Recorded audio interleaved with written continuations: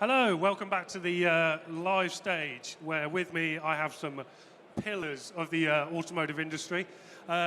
From left to right, yeah, you're left to right, we have Andy Barratt, Chairman and Managing Director of Ford of Britain, Tony Whitehorn, CEO and President of Hyundai UK, Lance Baddeley, MD of Mitsubishi Motors in the UK, Paul Williams, CEO of SsangYong. I should have practiced this better, shouldn't I? And Dave Baddeley, Customer Services Director of Volvo Car UK. Welcome to you all, and thanks very much for spending some time with us. Okay, so we'll fly straight into some questions. The new car market is having a fantastic time at the moment. Just how far do you think it can grow? Andy? Well, we were very bullish with our prediction for this year, and we forecast the car market to be about 2.8 million. We also see very good strength in the commercial vehicle market, around 450,000. So a 3.2, 3.3 million vehicle market in total. I think post-Brexit, there's the forecast of increased interest rate stability, plus the combination of huge amount of PCP in the market. I think the market could grow up to about 3 million next year. Tony, do you echo those views? Yeah, I don't disagree with too much of that. I think that what is definitely happening is that there aren't more people coming into the market, but people are changing much earlier. Historically, people used to have their car for 2.5 years. Now they're changing their car about 18 months. So I think what's happening is we're churning the vehicles much quicker. So actually, I'm with Andy on that one. I do see that this car market, we're seeing a bit of a lull at the moment with Brexit and the nervousness around Brexit. But I do see that eventually the car market can certainly stretch up to about 2.8, 2.9 million. Lance, what about yourself? Yeah, I mean, this is going to get repetitive because I broadly agree with what Andy and Tony are saying. There's underlying confidence in the economy, and that's being reflected in people purchasing new cars. There is uncertainty about Brexit, but that's likely to last until June the 23rd, and then assuming that the vote goes the way that I think a lot of people think it will, that will restore some consumer confidence, and we'll continue to see growth. You know, for a few weeks we're seeing some uncertainty and a bit of a dip in customers buying cars, but that's a temporary thing, and I can only see the market increasing again. And Paul, what about yourself? Okay, I'm going to go slightly against the grain on this, that yes, the market is very strong. We've seen lots and lots of registrations, and I agree with you, Tony, that obviously people are changing cars earlier, but we need to be wary about how many PCPs are brought back into the used car market.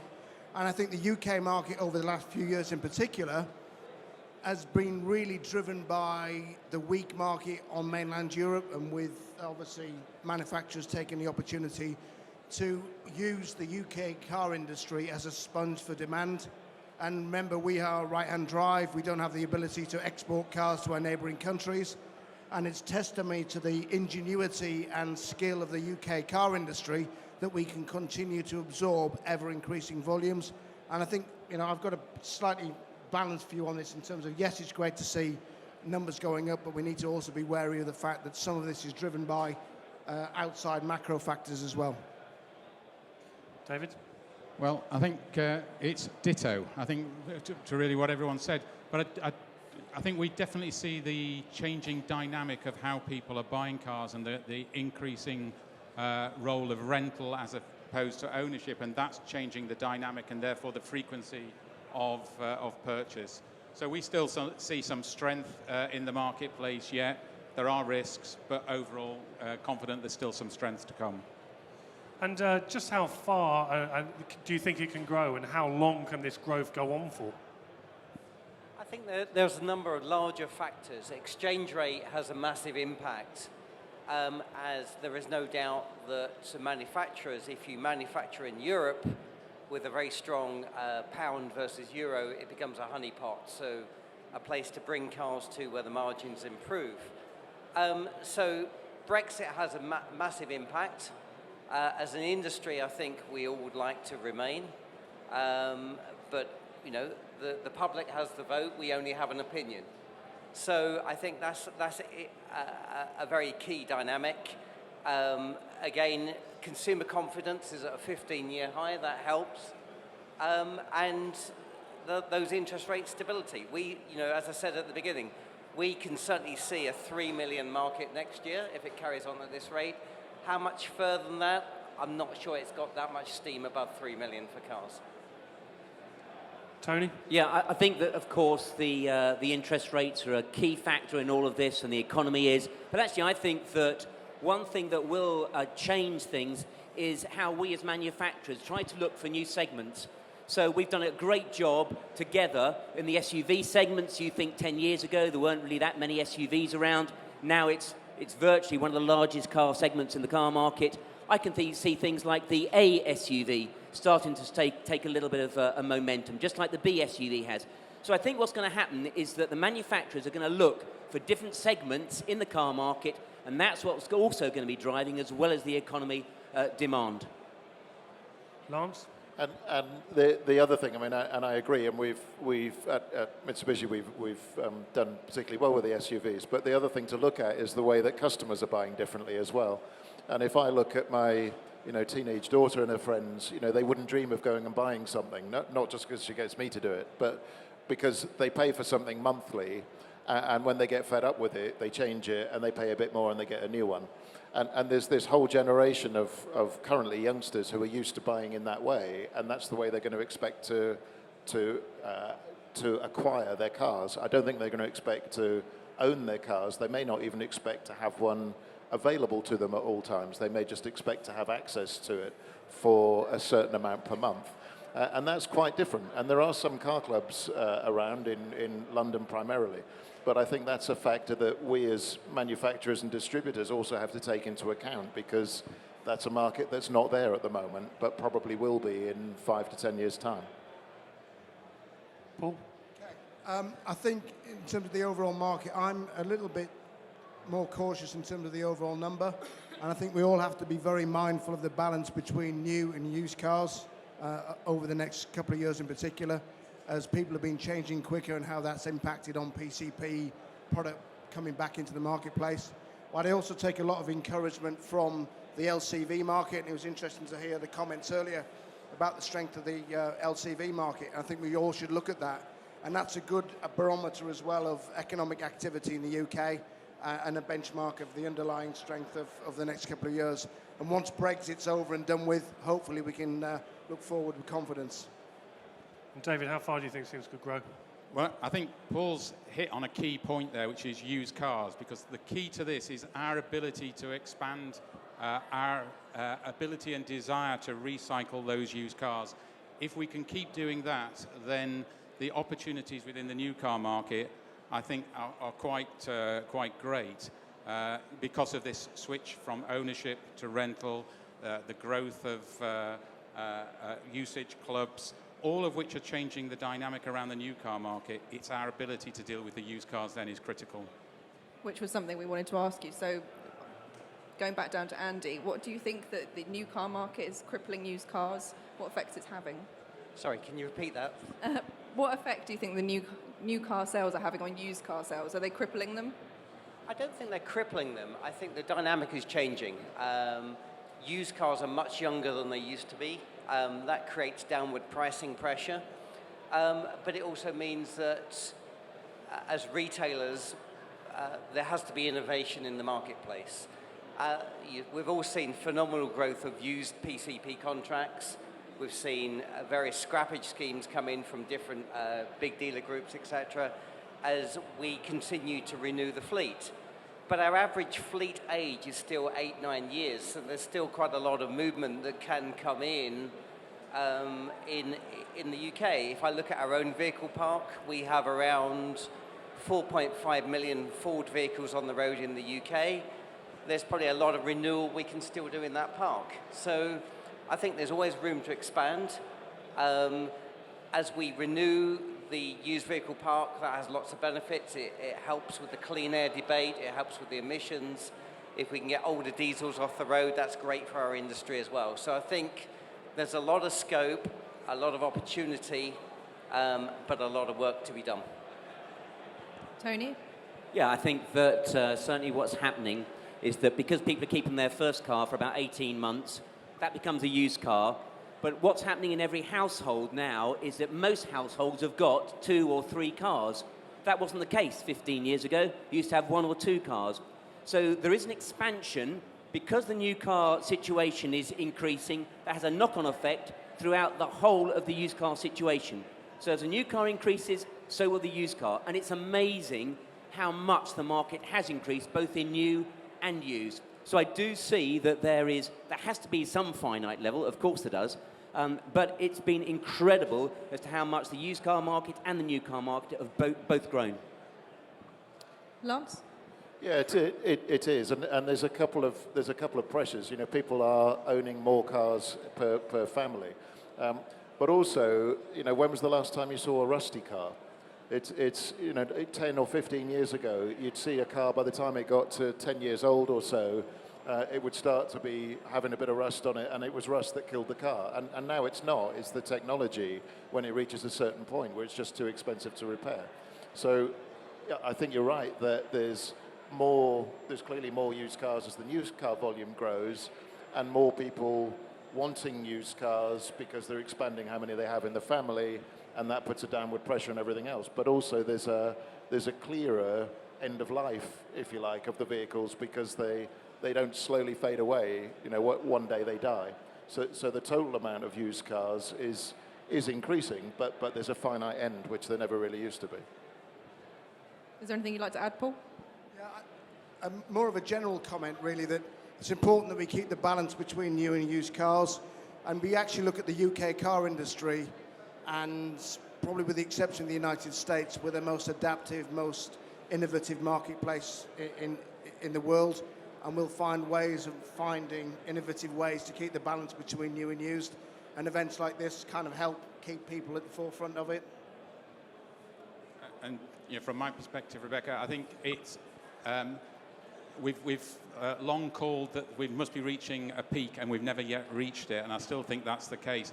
And I think just the changing features within vehicles, the changing segments that we go into with vehicles will keep opening up both new and used opportunities. Things like autonomous driving will create technology that people want, which maybe means we scrap cars earlier than we did previously, simply because the technology's moved on, people want different things. So you've all touched on it, and it's the big topic of the moment, Brexit. At the moment, is it affecting car sales in your brands? And what is your hope for the vote on June the 23rd? Andy? I mean, obviously a much debated subject. It dominates the news with more statistics every day than one can imagine. We've been very clear as Ford, we want a stable economic environment. As a global company, we're constantly fighting for our share of global capital, and we're going to place that where we have the most stable environment. As Ford, everything we produce here is exported, and everything we sell here is imported. So to loosen or cut ties with our biggest trading partner, for us, is the wrong decision. It's not a political decision, it's simply a business decision. Tony? Yeah, I think that if you're going to vote to stay in or stay out, whatever that may look like in 10 years' time, I don't know. But I can tell you this, in the next 2 years, if we come out, we will have a less stable economy. And for all of us, we're going to be around for the next 2 years, hopefully. For all of us, we want stability. That's what we need. And that, for me, is the important message that we need to be talking about in the business environment. Whether you want it as a personal situation or not is actually irrelevant. In this debate, it's all about the business decision and having stability over the next 2 years. Lance? Yeah, I mean, absolutely. Uncertainty is the thing that really kills a business. You know, we import our cars from Asia. Exchange rates have a huge impact on what we do.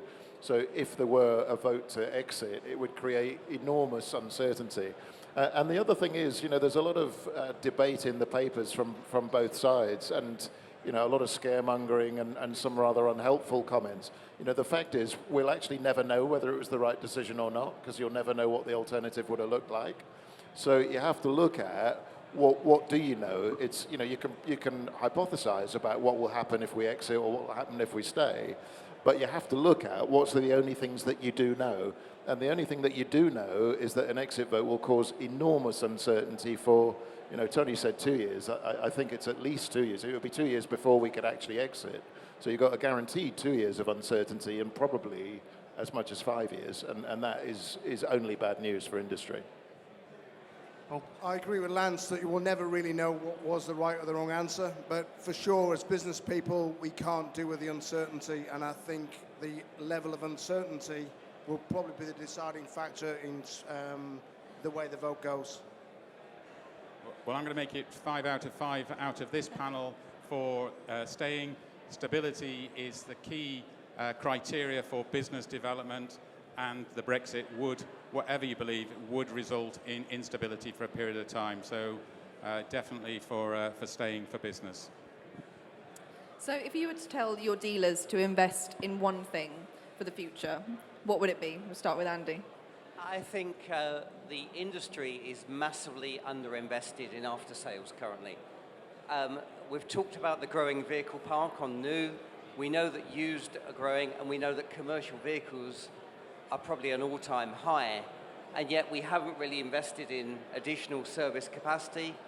As franchise dealers, it's absolutely key cornerstone of your profitability, and it's probably where your biggest margins in your business are, but it's absolutely key to keeping those vehicles running as they should. With increased technology, they really should come back to the experts. And it's part of creating that loyalty cycle with your customers. So if you're going to put your money anywhere today, I'd put it certainly into after-sales capacity. What about you, Tony? I'm sorry, I'm going to be really boring. I actually agree with him. I think that's absolutely right. That's where the profitability is. We are all about retention. That's what we've got to be doing. As franchise dealers, we need to retain our customers. The best way to retain them is in your after-sales department. Today's after-sales is tomorrow's sales and vice versa. It's a very simple model. And as we said, the vehicle park is growing. That's where the money is. The absorption rate in this industry is about 56%. Well, if we can get up to 70, 80%, we can all make a lot more money. After-sales is where I would certainly be putting my money.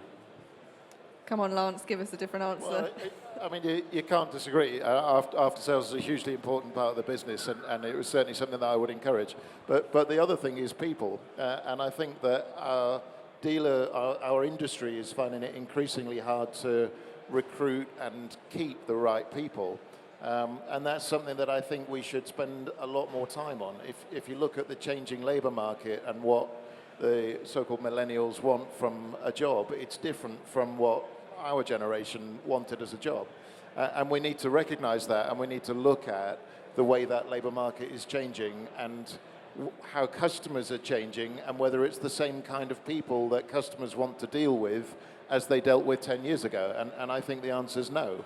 So I think we need to look at the people that we employ in the industry and the way that we train them and incentivize them to make sure that we're in a position to do all the right things on sales and after sales and looking after customers. Scary here. I'm going to agree with Lance on two things in the same day.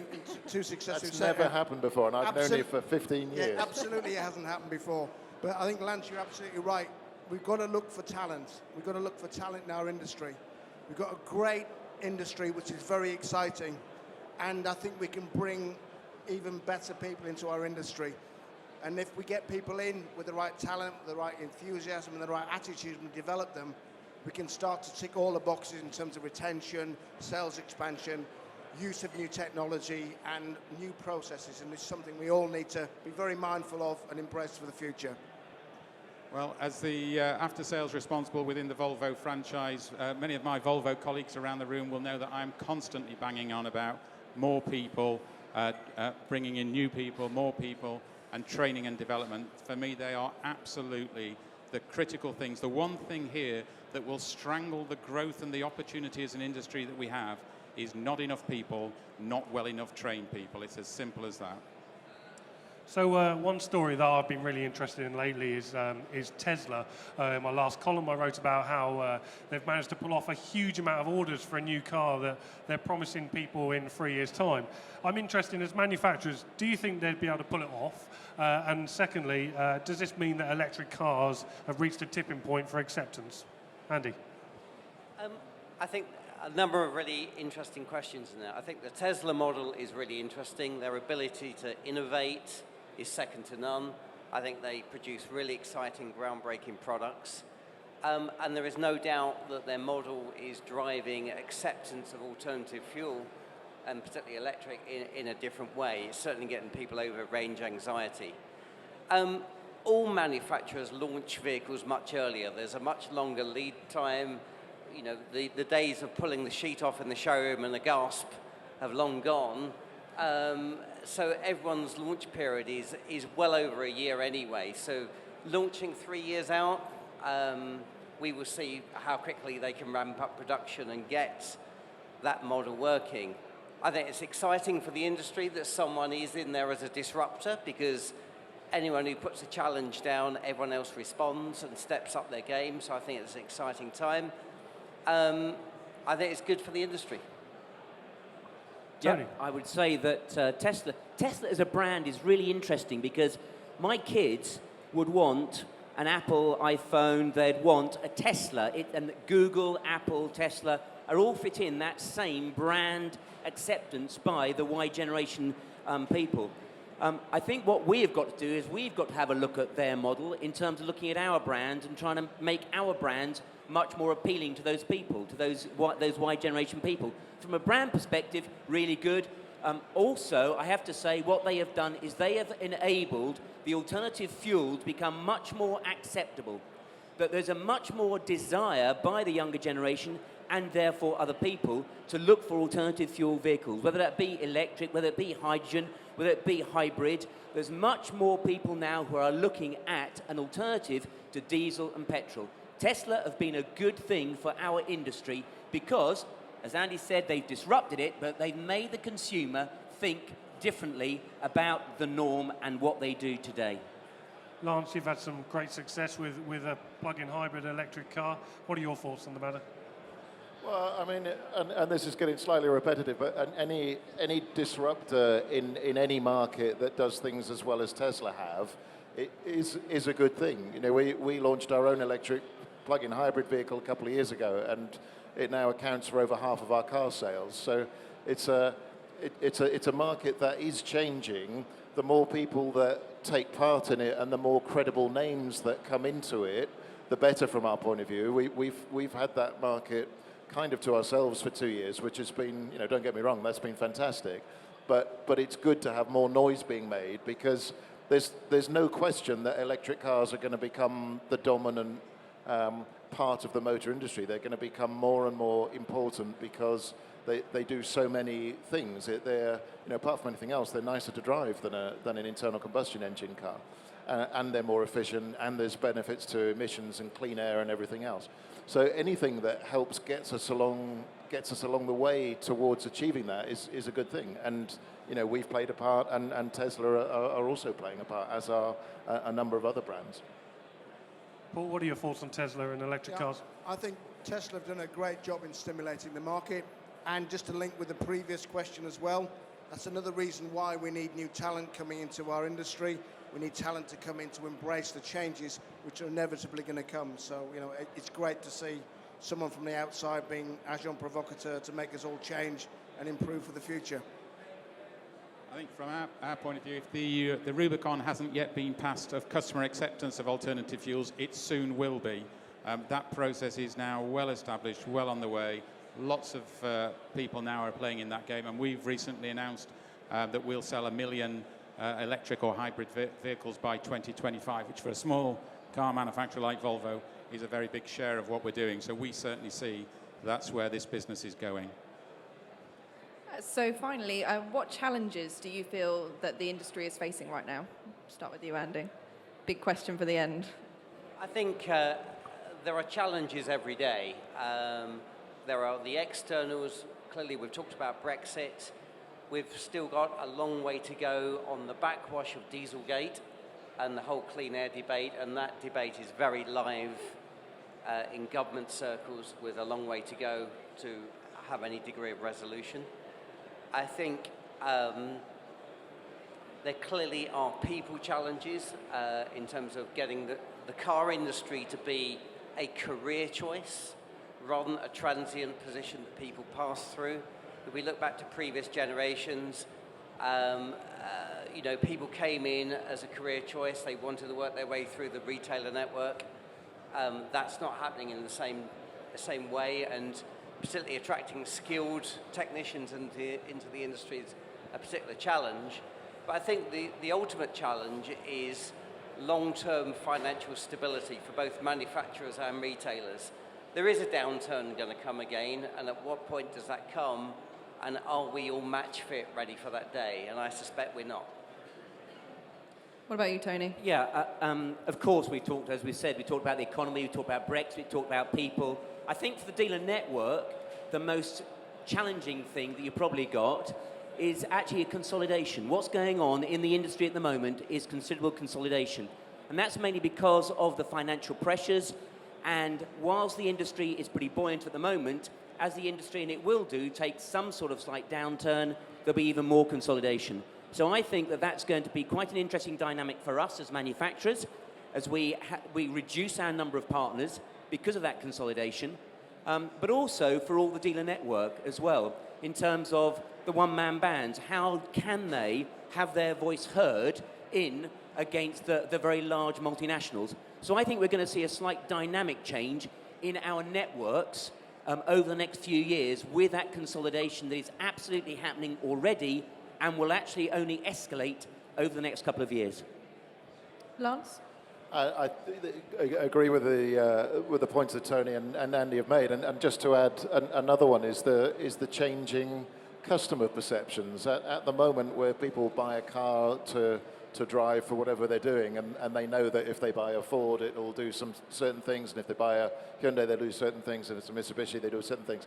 As we move towards more people buying cars perhaps as commodities, where they're paying a rental for them, and maybe the cars are autonomous, how do you differentiate between the cars? Because if you're not actually driving them, then what's the experience that you get?